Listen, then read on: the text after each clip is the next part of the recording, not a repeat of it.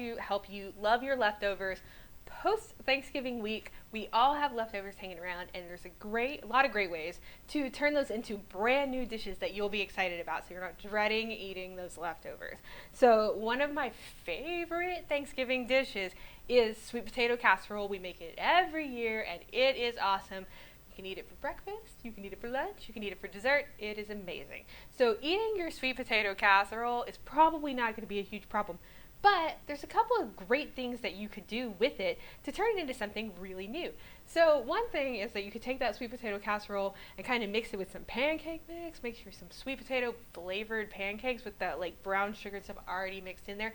That's pretty awesome. But another great way to enjoy sweet potato casserole for breakfast is to mix it in your oatmeal. So we've got some oatmeal that we made here, and this is some maple brown sugar oatmeal. Because it kind of echoes the flavors of the sweet potato casserole, it works really well.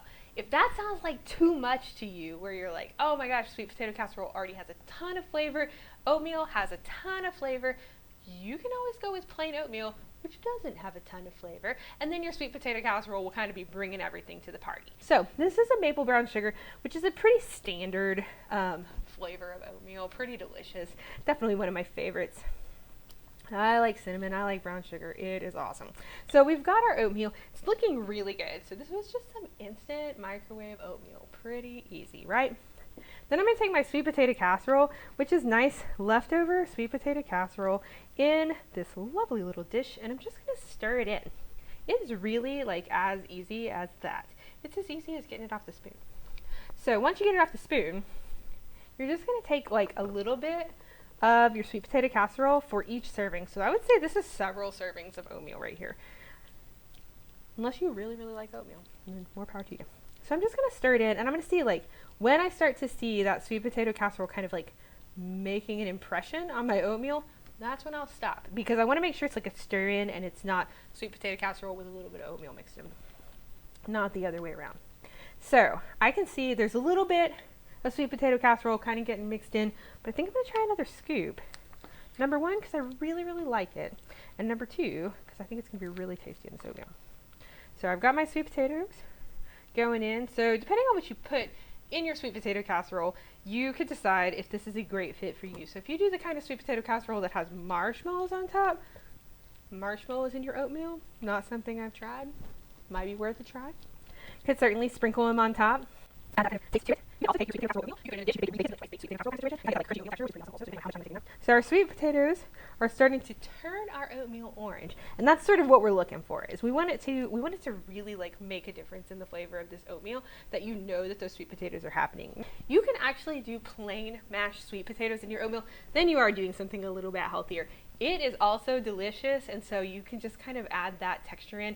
It sort of thickens up your oatmeal, gives you a little bit of like fiber and a little bit of that kind of vegetal taste, but it's sweet potatoes, so they're awesome. So our oatmeal is starting to look very orange. It's definitely grown in size because we added a lot of fiber and a lot of like substance to it from our sweet potato casserole. So as I'm mixing this up, I want to make sure it's all the way mixed so we don't have any chunks of anything in there, but it looks pretty good to me. You could add some more pecans.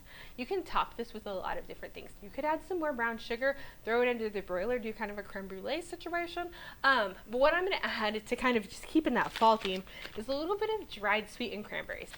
So I am going to just get like a palmful, like I'd say there's a couple of tablespoons full of dried cranberries, and I'm just going to sprinkle them on top. And then as I serve this, like I said, this is probably a few servings of oatmeal, pretty generous servings, honestly.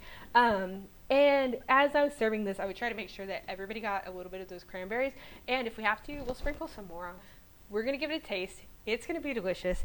So I'm going to try to get some oatmeal and dried cranberries into this bite.